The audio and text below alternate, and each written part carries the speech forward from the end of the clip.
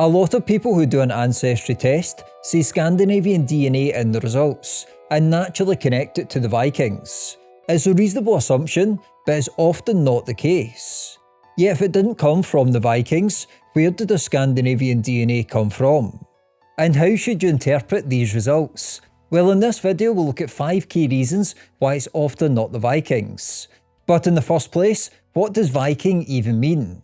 Well, Cambridge Dictionary defines a Viking as a person belonging to a race of Scandinavian people who travelled by sea and attacked parts of northern and southern Europe between the 8th and 11th centuries, often staying to live in places they travelled to.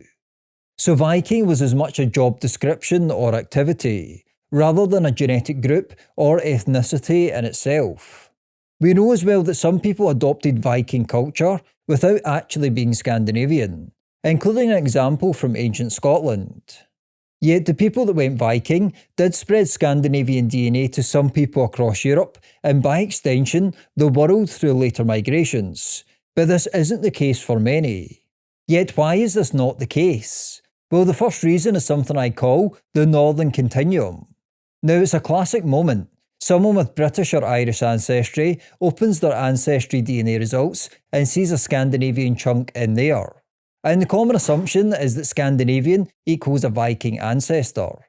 Now, sometimes that is true, but very often it is not. In reality, Northwest Europe, i.e. Britain, Ireland, Northern Germany, Denmark, coastal Norway and southern Sweden, forms a broad North Sea continuum. People have been moving, mixing and intermarrying around the North Sea for thousands of years.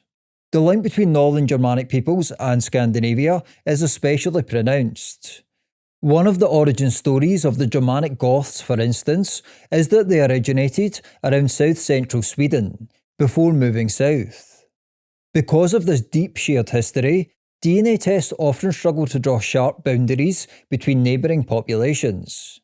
But to understand why your DNA results look the way they do, we need to look under the hood, and this leads us nicely on to our second reason, how consumer DNA tests actually work and why this can cause confusion.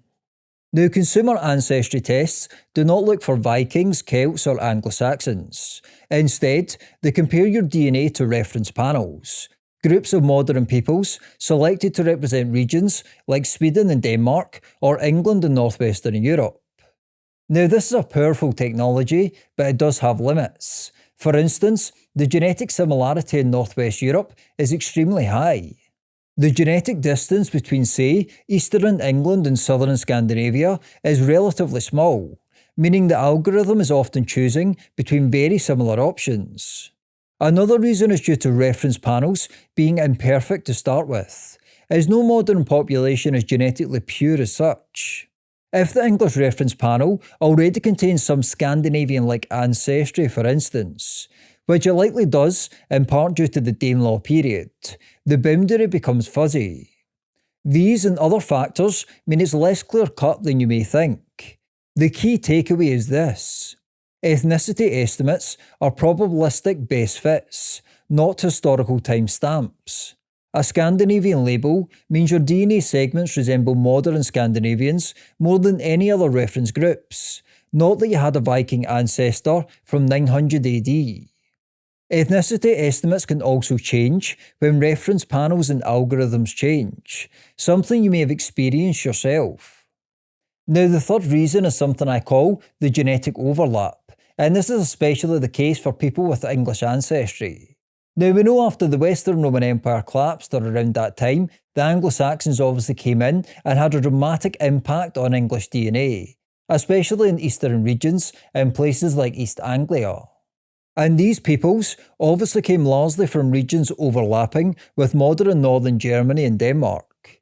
Their DNA was therefore extremely similar to populations that would later be called Vikings, especially Vikings that came from the land we call Denmark today. In other words, separating the genetic impact of Anglo-Saxons from Denmark and then later Vikings or Danes from the same area is extremely difficult. The Normans are also worth mentioning briefly as well. They were descendants of the Norse and obviously had a major impact on many aspects of England and Britain. Their genetic impact was very small, however, outside of some elite families. Yet the point is there is plenty of genetic overlap down through history outside of the Vikings proper. Now you may be wondering at this point, how do you know if you've actually got Viking DNA? And is this even scientifically possible? Well, I'm going to make a future video on this topic, and I'm going to go through some points later in the video as well, just briefly, to give you an overview. But please let me know in the comments below if you'd like to see that video, and if you've got Scandinavian DNA, and what you think the source is. But what about other factors? Well, the fourth reason is to do with the ancient roots in the North Sea world. Now, after the last ice age, Britain was not an island. A vast plain known as Doggerland connected eastern Britain to continental Europe. Mesolithic hunter-gatherers moved freely across this landscape more than 8,000 to 10,000 years ago. Later migrations also had a notable impact on both populations through the Neolithic and Bronze Age, namely early European farmers and steppe ancestry. Now, Scandinavia did have an ancient influx of eastern hunter-gatherers that Britain and Ireland never really did, which is one key difference. Yet, broadly speaking, there is still a very deep shared genetic foundation across much of northern and northwestern Europe in general.